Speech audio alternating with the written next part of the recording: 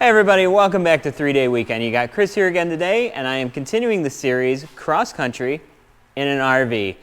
If you've seen our prior videos, you know I've already picked this out and had to do some maintenance on it already. If you haven't seen those already, go back and check them out. They're pretty cool. Today, I'm continuing the maintenance, and this should be really step one and part of your inspection when you're picking out a new one, and that is sealing the roof. Because if you don't have a sealed roof, water gets inside and you're done. This goes for any year camper. Did you know that warranties on sealing campers is usually only 1 year? They won't cover a leak because of a cracked seal, because that is considered a normal maintenance item. So 1 year old, you got to start checking it. I know I check this every single year, and I'm checking this every year now going forward. So I know of a couple in the back, and I'm going to show you those, and there's a couple things in the top that we need to fix up today. So let's do it.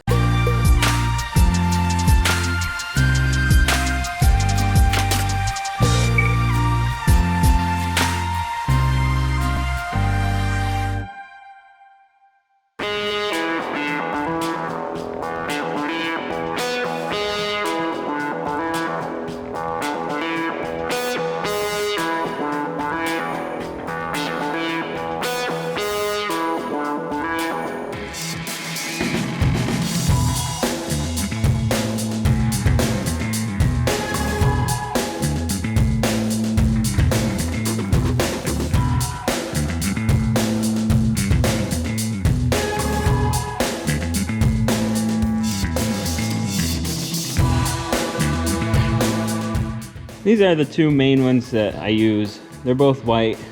We have self-leveling and non-sag self-leveling. That's what you want to use up on the roof. Any holes, seams, seals, whatever, because it kind of spread out and lay flat. And then non-sag, that's what we're going to use for these seams on the back. Right down through there. But the first step is to clean out the old seal so that this will adhere really well. See how this is all kind of nasty? Usually you just run up there with a blade and it will come right out. Much easier to do with two hands. I'm just peeling the old stuff out, and then I'll run a nice bead down through there.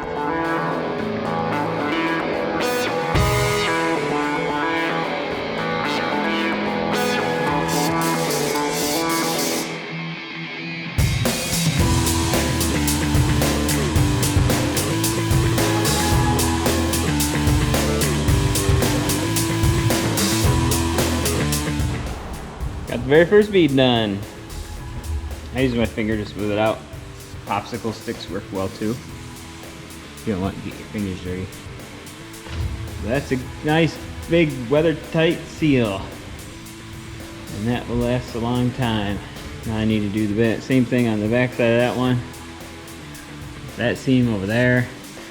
Once it gets above the roof line, you use the self-leveling up there.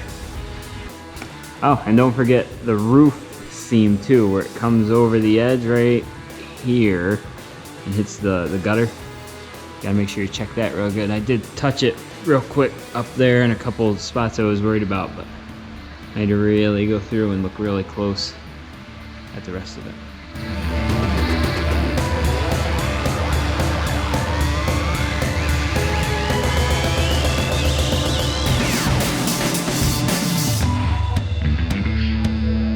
I just went back up on the roof and finished that up.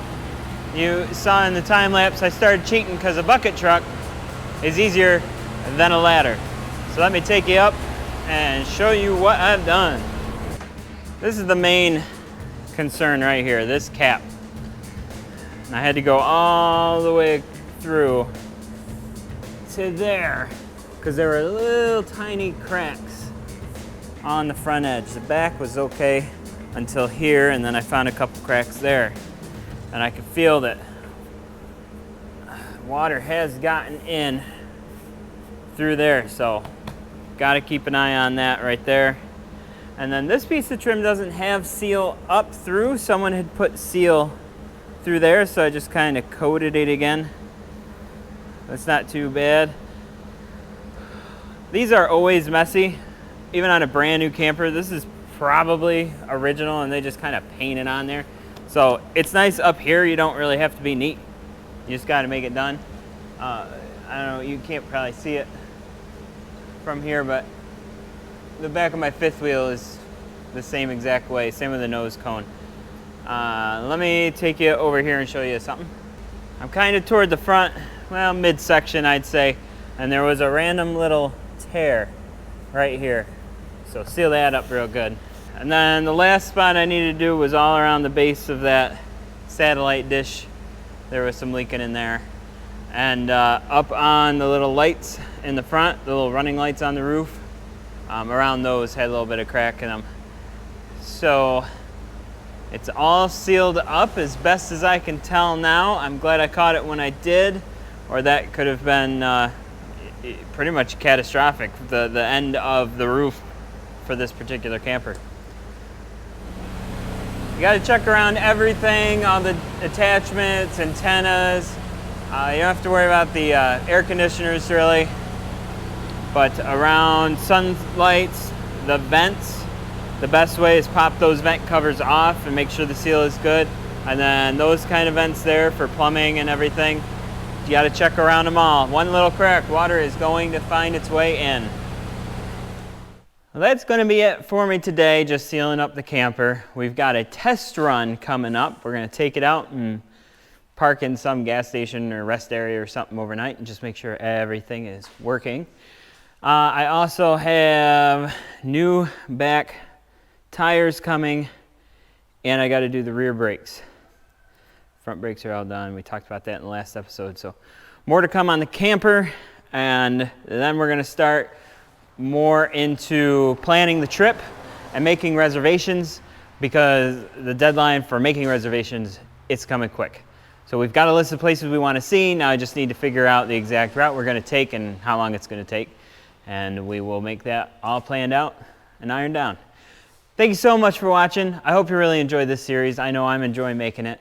If you haven't done so already, consider subscribing. We really appreciate all of our viewers, all of our subscribers. You can click right on our logo right here. I also put a playlist together. Every video I'm doing on this motorhome for the cross-country trip will be right here. Thanks again for watching. We'll see you next time on 3-Day Weekend.